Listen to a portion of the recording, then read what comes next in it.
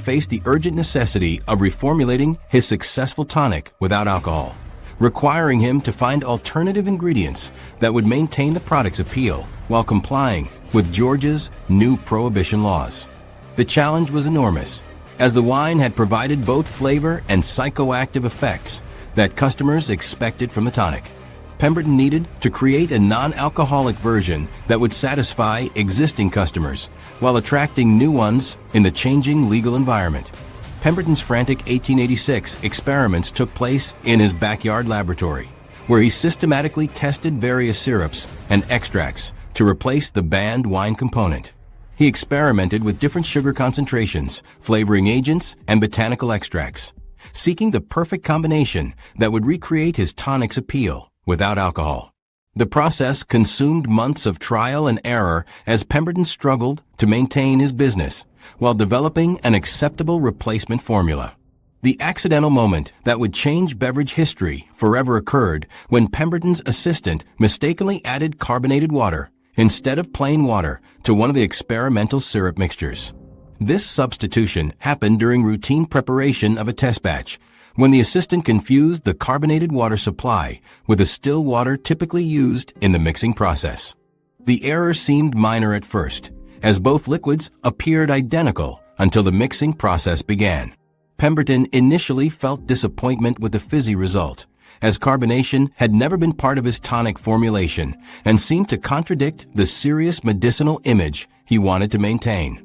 The bubbling mixture looked more like a frivolous soda fountain drink than the sophisticated health tonic that had built his reputation among Atlanta's professional class. Pemberton considered discarding the accidentally carbonated batch rather than wasting time testing what appeared to be a fundamental error in preparation. However, his growing realization that the carbonation improved the taste dramatically forced Pemberton to reconsider his initial negative reaction to the accident. The fizzy texture made the medicinal ingredients more palatable, while creating a refreshing sensation that plain syrup mixtures had never achieved. The carbonation also helped distribute flavors more evenly throughout the liquid, creating a more balanced taste experience that customers found appealing. Pemberton began promoting his accidentally carbonated creation as a fountain beverage rather than a traditional medicinal tonic, recognizing that the fizzy format opened new market opportunities beyond his original health-focused customer base. The refreshing carbonated version attracted customers seeking pleasant beverages rather than serious medical treatments, expanding his potential market significantly. Mounting financial pressures and declining health created urgency around Pemberton's 1888 decision to sell his formula for just $2,300. The pharmacist's morphine addiction had worsened despite his tonic success, while competition from other beverage manufacturers threatened his market position. Pemberton needed immediate cash to address his personal and business challenges, forcing him to accept far less than his creation's true value. Pemberton died shortly after selling his formula, never knowing that his accidental discovery would become the world's most valuable beverage brand. The modest $2,300 sale price represented one of history's most undervalued transactions, as the formula would eventually generate massive revenue for its subsequent owners. Today, Coca-Cola serves nearly 2 billion people daily across over 200 countries, accounting for nearly 20% of the entire global soda market.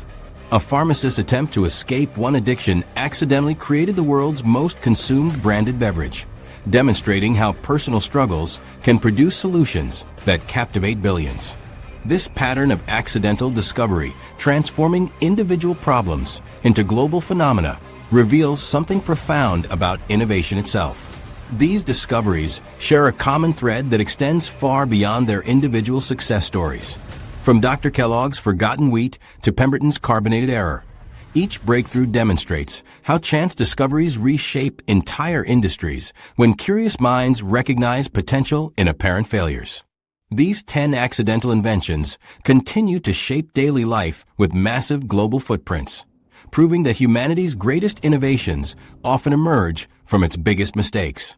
Your own failures and accidents might contain similar potential breakthroughs waiting for recognition.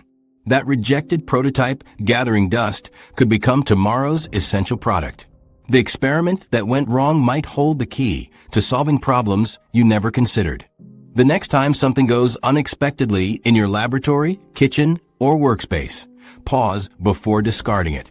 Tomorrow's revolutionary products might be hiding in today's mistakes, waiting for someone curious enough to see opportunity where others